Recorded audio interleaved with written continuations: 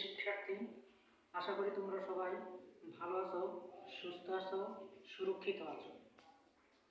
আজকের এই অনলাইন ক্লাসে তোমাদের স্বাগত। আমি মোহাম্মদ আলতাফ হোসেন, সহকারী শিক্ষক গণিত, পশ্চিম ইলুহার মাধ্যমিক বিদ্যালয়, বানারীপাড়া, বরিশাল। আজকের এই অনলাইন ক্লাসে তোমাদের শুভেচ্ছা ও স্বাগতম জানাচ্ছি। আজকের এই অনলাইন ক্লাসে আমি নবম দশম শ্রেণীর গণিত বিষয় থেকে নবম অধ্যায় অর্থাৎ ত্রিকোণমিতি প্রাথমিক ধারণা থেকে তোমাদের আলোচনা করতে যাচ্ছি। তো ত্রিকোণমিতি আজকের পাঠের শিরোনাম ত্রিকোণমিতি। তো ত্রিকোণমিতির প্রাথমিক ধারণা আলোচনা করতে গেলে ত্রিকোণমিতি গণিত শাখার একটি অংশ। প্রাচীন যুগ থেকে এই ত্রিকোণমিতির ব্যবহার প্রচলিত ছিল। বিশেষত মিশরীয় ও ব্যাবিলন সভ্যতায় ত্রিকোণমিতির ব্যাপক ব্যবহার ছিল। মিশরীয় তাদের ভূমি পরিমাপ, সমুদ্র, দালান, বিভিন্ন তারা যে পিরামিডগুলো নির্মাণ করেছিল সেক্ষেত্রে ত্রিকোণমিতির ব্যাপক ব্যবহার করেছিল। অধুনা তোমার ত্রিকোণমিতির কিন্তু অনেক জ্ঞান বিজ্ঞানের অনেক শাখায় ত্রিকোণমিতির ব্যবহার চলে আসছে, ব্যাপক প্রসারতাও লাভ করেছে। তো ত্রিকোণমিতি বিষয়ে আলোচনা করতে গেলে প্রথমে আমাদের যে বিষয়টি আগে জানতে হবে সেটি হলো সমকোণী ত্রিভুজ। তোমরা সমকোণী ত্রিভুজ সম্বন্ধে অষ্টম শ্রেণীতে জেনেছো। যারা দশম শ্রেণীতে আছো তারা নবম শ্রেণীতে বিষয়টি অনেক গুরুত্বের সাথেও পড়েছে। তো আমি তোমাদের প্রথমে একটি সমকোণী ত্রিভুজ অঙ্কন করে দেখাচ্ছি। সমকোণী ত্রিভুজ তোমাদেরকে অবশ্যই মনে আছে, তোমরা অষ্টম শ্রেণী যারা পড়েছো তারাও তো সমকোণী ত্রিভুজের সমকোণী ত্রিভুজের ক্ষেত্রে পিথাগোরাসের উপপাদ্যটা তোমরা পড়েছো। আর দশম শ্রেণী যারা আছো তারাও তো পড়েছো। তো এ বি সি একটি সমকোণী ত্রিভুজ। কিভাবে বুঝলাম? আমরা সমকোণী ত্রিভুজের সংজ্ঞা থেকে এটা জানি যে ত্রিভুজের একটি কোণ সমকোণ তাকে সমকোণী ত্রিভুজ বলে। তো ত্রিভুজ এবিসি এর বিকোণটি কিন্তু সমকোণ, বিকোণটি সমকোণ। সে বিচারে এবিসি একটি সমকোণী ত্রিভুজ। অন্যান্য ত্রিভুজের বাহুগুলোর বিশেষত নাম না থাকলেও সমকোণী ত্রিভুজের বাহুগুলোর কিন্তু আলাদা আলাদা নাম রয়েছে। তোমরা অষ্টম শ্রেণীতে জেনেছো, তারপর তোমাদের আমি আবার পুনরায় আলোচনা করছি। সমকোণী ত্রিভুজের সমকোণ সংলগ্ন সমকোণের বিপরীত বাহু, এটা তুমি সমকোণী ত্রিভুজের বৃহত্তর বাহু বলতে পারো। আর তাকে বলা হয় অতিভুজ। অতিভুজ। সমকোণী ত্রিভুজের সমকোণ সংলগ্ন যে দুটি বাহু আছে এই বাহু দুটিরও আলাদা আলাদা নাম রয়েছে। তোমার ভূমির সাথে যেটা সমান্তরাল বা এটাকে আমরা সন্নিহিত বাহু বলি, বা তুমি এটাকে ভূমিও বলতে পারো। লিখলাম ভূমি। সমকোণী ত্রিভুজের ভূমি সমগ্র একটা বাহুকে ভূমির সহিত যে সমান্তরাল তাকে আমরা ভূমি বললে অপরটা অবশ্যই হবে কি লম্ব। লম্বটাকে আমরা আবার বিপরীত বাহু বলেও চিনি, এটাকে সন্নিহিত বাহু। তো আমরা বেশিরভাগ ক্ষেত্রেই লম্ব, ভূমি এবং অতিভুজ এইভাবে বলি, তাহলে তোমাদের বুঝতে আরো সহজ হবে। তো সমকোণী ত্রিভুজের এই যে তিনটি বাহু, এই তিনটি বাহুর যে কোনো দুইটা বাহুকে নিয়ে একটি অনুপাত গঠন করলে এরূপ ত্রিকোণমিতির ক্ষেত্রে 6টি অনুপাত হয়।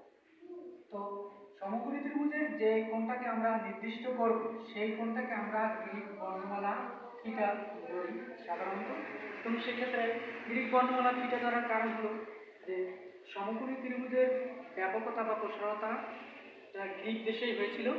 এ কারণে গ্রীক তাদের বর্ণমালা আলফা, বিটা, গামা, থিটা ইত্যাদি তাদের যে বর্ণমালা আছে সেই বর্ণমালার নাম বিষয়ে তারা নামকরণ করেছিল। সে কারণে আমরা একে থিটা বলি।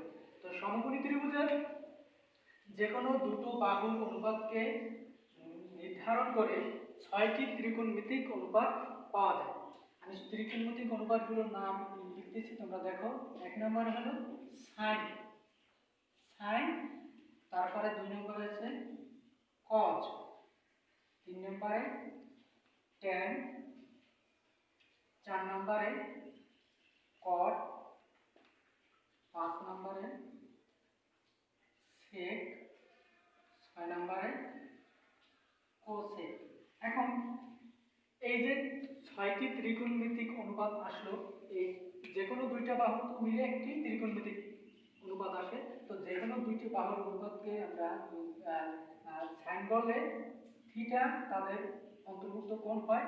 সেক্ষেত্রে আমরা এটাকে লিখতে পারি সাইন থিটা, পরেরটা লিখতে পারি কস থিটা, পরেরটা লিখতে পারি টেন থিটা, পরেরটা লিখতে পারি কট থিটা, পরেরটা লিখতে পারি সেক থিটা, পরেরটা লিখতে পারি কোসেক থিটা।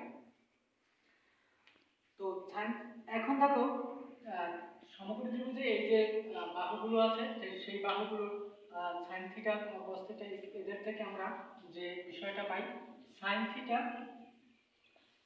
দেখো অর্থাৎ থিটা কোণের সাইন অনুপাতকে কিভাবে লেখা যায়। থিটা কোণের সাইন অনুপাতকে আমরা লিখতে পারি লম্ব বাই অতিভুজ। আমি এই সম্পর্কে আরো আলোচনা করব কিভাবে আমরা চিনব। তো তার আগে আমরা একটু ছন্দের মাধ্যমে এগুলো জেনে নেই। তিনটা ছন্দ লিখি, দেখো সাগরে লবণ অনেক,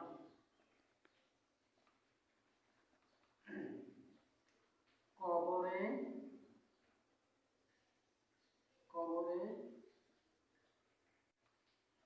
ভূত, কবরে ভূত অনেক। 3 নম্বরে লিখতে পারি টেরা লম্বা ভূত। তিনটা ছন্দের আমরা শিখলাম। সাগরে, এক্ষেত্রে আমরা সাগরের দ্বারা আমরা সাইন থিটাকে বুঝবো সাইন থিটা। লবণ দ্বারা আমরা কি লবণের ল দিয়ে যদি হবে তাহলে এটাকে লম্ব। অনেকের স্বরেও যদি নেই সেক্ষেত্রে আমরা লিখতে পারি অতি, অ থেকে অতি। তাহলে সাইন থিটা কি আসলো লম্ব বাই অতি, অর্থাৎ লম্ব এবং অতিভুজের লম্ব বাই অতিভুজ, অর্থাৎ লম্ব এবং অতিভুজের অনুপাতকে আমরা বলি সাইন থিটা বলবো। এরকম করে তোমার দেখো কবরে ভূত অনেক, কবরের ক্ষেত্রে আমরা এখানে লিখতে পারি কস থিটা, আর ভূতের ভূমি আর অনেকে অতি। তাহলে আমরা লিখতে পারি কস থিটা লিখতে পারি ভূমি বাই অতি। এরকম করে আমরা পরেরগুলো লিখতে পারি ট্যান থিটা লিখতে পারি, যেমন ট্যারা মানে ট্যান থিটা, লম্বা মানে লম্ব আর ভূতে ভূমি। তাহলে আমরা লিখতে পারি লম্ব বাই ভূমি, যেটা ট্যান থিটা। তো এখন দেখো আমরা এরকম করে সেক থিটাও লিখতে পারি। সেক থিটা হবে কস থিটা বিপরীত, কোসেক থিটা হবে সাইন থিটা বিপরীত। তো আমরা এভাবে লিখতে পারি, দেখো সেক থিটা হলো তোমার অতি বাই ভূমি, আর কোসেক থিটা হলো লম্ব অতি বাই লম্ব। তো এরকম এইভাবে এগুলো নির্ণয় করা যায়। এখন তোমাদের আমি ত্রিকোণমিতিক প্রাথমিক ধারণাগুলো পেলে এখন তোমাদেরকে ত্রিকোণমিতির যে সূত্রগুলো আছে ওই সূত্রগুলো সহজে কিভাবে প্রতিপাদন করা যায় সে বিষয়ে আলোকপাত করতে যাচ্ছি। তো দেখো সে বিষয়ে আলোকপাত করার পূর্বে আমাদেরকে একটি হেক্সাগন অর্থাৎ ষড়ভুজ অঙ্কন করতে হবে। আমরা একটা ষড়ভুজ অঙ্কন করলাম। তোমরা ইতিমধ্যে জেনেছো যে ত্রিকোণমিতিক 6টি অনুপাত রয়েছে। তো সেই 6টা অনুপাতের মধ্যে পারস্পরিক সম্পর্ক স্থাপন করতে হলে আমরা একটা ষড়ভুজ অঙ্কন করে নেই। একটি ষড়ভুজের মাধ্যমে সহজেই সেই 6টা ত্রিকোণমিতিক অনুপাতের ভিতরে সম্পর্ক স্থাপন করা যাবে। দেখো তোমরা কিভাবে করা হয়। একটি ষড়ভুজ অঙ্কন করলাম একটু। এখন দেখো আমরা ইতিমধ্যে ত্রিকোণমিতির 6টি অনুপাত জেনেছি। সেই 6টা অনুপাতের ক্ষেত্রে আমরা sin cos tan cot sec cosec সেগুলো জেনেছি। একটা সমকোণী একটা হেক্সাগন অর্থাৎ ষড়ভুজ আকার অঙ্কন করলাম। ষড়ভুজের বিপরীত কোণ বিন্দুগুলো আমরা এখন যোগ করলাম, এভাবে যোগ করলাম, একটু বাঁকা হয়ে গেছে অঙ্কনে। তো মূলত এটা এখানে সেট করার কথা ছিল, তো বাঁকা হয়ে যাওয়ার কারণে সেট হয়নি, সেট না হলেও সমস্যা নেই, সেখানে আমরা মনে করলাম এখানে সেট করলো যে বাহু তিনটা। এখন দেখো এই সমকোণী কর্ণগুলোর ছেদ বিন্দুর এখানে আমরা যে 1 নেই, 1 বিবেচনা করলাম, 1 নিলাম। এখন যে আমরা 6টি ত্রিকোণমিতিক অনুপাত পেলাম, তো ষড়ভুজের প্রতিটি শীর্ষবিন্দুতে একটি করে সেই অনুপাত যদি আমরা নেই, তাহলে আমরা এখানে পেলাম, এখান থেকে শুরু করতে হবে। মনে রাখবে তোমরা বাম দিক থেকে এখান থেকে শুরু করতে হবে। এখানে অবশ্যই নিতে হবে মানে tan নিলাম, তাহলে এখানে নিতে হবে sin, এখানে নিলাম cos, এখানে নিলাম cot, এখানে নিলাম cosec, আর সর্বশেষ এখানে নিতে হবে sec।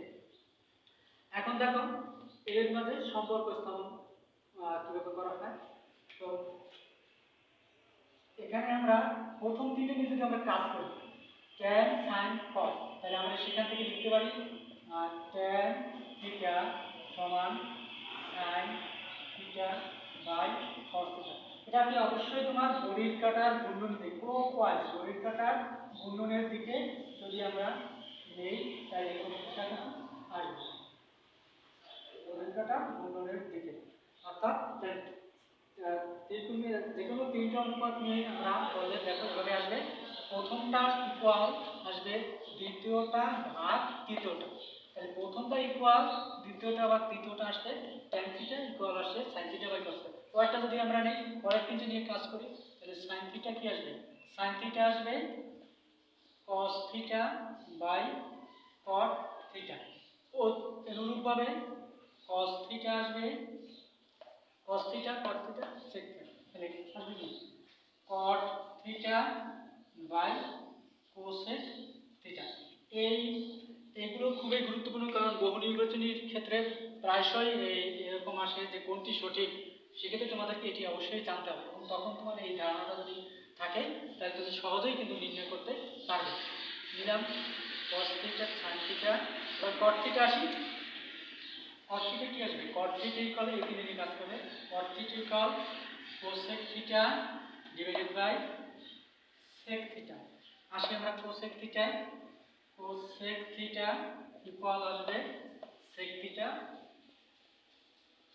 Theta by tan theta, sec theta by tan theta cosec theta. আবার sec থিটায় যদি আমরা যাই, sec থিটা আসলে কি, তাহলে sec থিটা আসলে কি tan theta by sin theta, tan theta by sin theta. এরকম করে পারস্পরিক সম্পর্ক স্থাপন করা যায়। অনুরূপভাবে যদি আমরা এন্টি ক্লকওয়াইজ করি, সেক্ষেত্রেও দেখা যাবে যে এরকম আরো 6টি ত্রিকোণমিতিক অনুপাতের মধ্যে সম্পর্ক স্থাপন করা কিন্তু যায়।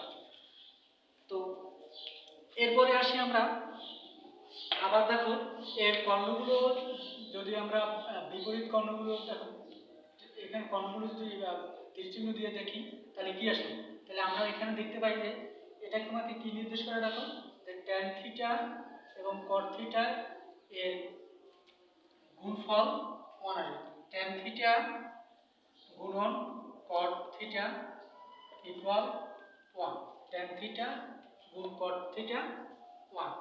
তাহলে এই কর্ণ যদি আমরা নেই, তাহলে এই কর্ণের কি আসবে, এখানে আসতে পারে sec থিটা গুণন cos থিটা 1, এটা গেল, এটা sin থিটা গুণ cosec থিটা ইকুয়াল 1। এরকম পারস্পরিক সম্পর্ক স্থাপন করা যায়। বিপরীত ক্রমে এরকম এভাবে তাহলে করা যায়। এখান থেকে আমরা এটি করলাম। এরপরে দেখো আবার কি, এটা কিন্তু এই তীর চিহ্নটা আবার কি নির্দেশ করে, দেখো এই তীর চিহ্নটা আবার এভাবে করা যায় যে এই তীর চিহ্নটা নির্দেশ করে tan theta equal 1/cot theta, tan theta equal cot theta, অর্থাৎ শীর্ষবিন্দুর বাম পাশের এটি অনুপাতটি অপরটা বিপরীত। তাই tan থিটা ইকুয়াল যদি cot থিটা হয় তাহলে এখান থেকে কিন্তু বিপরীত ক্রমে আমি যদি তিরছুটিটা উল্টে দেই, উল্টে দিলে এটা কি লেখা যাবে? এটা লেখা যাবে cot theta equal 1/tan theta, এগুলো লেখা যায়। তদ্রূপভাবে আমরা এখান থেকে এরকম লিখতে পারি, যদি এটা এরকম হয় sin থিটা ইকুয়াল লিখতে পারি 1/cosec থিটা, cosec থিটা। এরপরে দেখো আবার কি লিখতে পারি, তাহলে এটা উল্টে লিখতে পারি cosec theta equal 1/sin theta. একেবারে সহজ, এইটার বিপরীত এইটা, এইটার সাইনের বিপরীত কোসাইন, তদ্রূপ কোসাইনের বিপরীত কিন্তু সাইন হবে, আর সাইন পুরোটা। এরপর আসি cos theta, cos theta equal 1/sec theta. তদ্রূপ অনুরূপভাবে এটাকে বিপরীত যদি করি তাহলে কি আসে, sec theta equal 1/cos theta, sec theta equal 1/cos theta. তাহলে এই হেক্সাগন অর্থাৎ ষড়ভুজের সাহায্যে তুমি কিন্তু প্রতিটা অনুপাতের মধ্যে সম্পর্ক স্থাপন করে লিখতে পারবে। তো এরপরে দেখো এখানে আরো আছে, আরো ত্রিকোণমিতির সম্পর্ক আছে, সেক্ষেত্রে আমরা সম্পর্কগুলো এভাবে করতে পারি। যদি আমরা এখানে এখানে দেখো 6টি ত্রিভুজ আছে, 6টা ত্রিভুজের যে কোনো 3টা ত্রিভুজ নিয়ে যদি আমরা কাজ করি, নিলাম একটা, তারপরে দুইটা, তিনটা, এই 1 2 3, এই 3টা ত্রিভুজ নিয়ে যদি কাজ করি তাহলে আমরা দেখতে পারি কি, তাহলে দেখো এই ত্রিভুজের 3টা বাহু, একটা শীর্ষবিন্দুতে একটা আছে sin cos, আর একটা আছে কিন্তু কোণ। তাহলে আমরা ত্রিভুজের সমকোণী ত্রিভুজ থেকে এটাও জানি যে যে কোনো দুই বাহুর বর্গের সমষ্টি অপর বাহুর বর্গের সমান। তাহলে আমরা এখানে সেভাবে ধারণা নিয়ে লিখতে পারি, দেখো এখান থেকে লিখতে পারি কি, sin square theta plus cos square theta equal 1।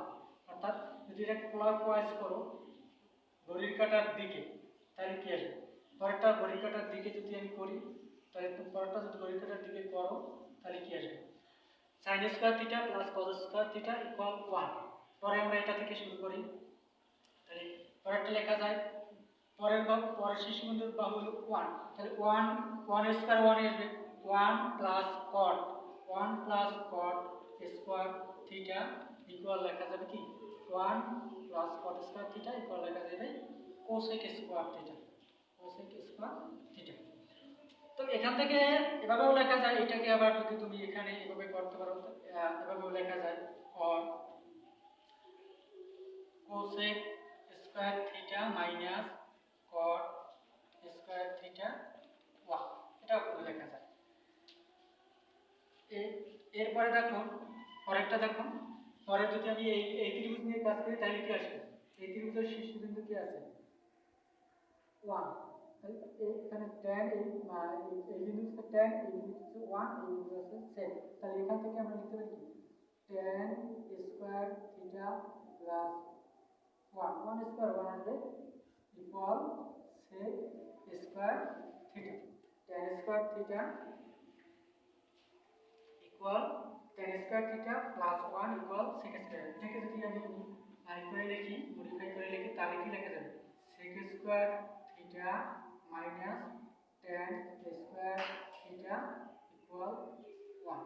তাহলে দেখো ত্রিভুজের সাহায্যে, এই 3টা ত্রিভুজের সাহায্যে কিন্তু সূত্রগুলো সহজেই নির্ণয় করা যায়। আবার রিপিট করছি, দেখো sin স্কয়ার যে কোনো দুই বাহুর বর্গের সমষ্টি অপর বাহুর বর্গের সমান, অর্থাৎ sin অনুপাত, তাহলে তার স্কয়ার বর্গ sin square theta plus cos square theta 1, পরেরটা দেখো 1 cot cosec, তাহলে 1 স্কয়ার 1 cot স্কয়ার ইকুয়াল হবে cosec স্কয়ার। তার থেকে এরকম এইভাবে লেখা যায়।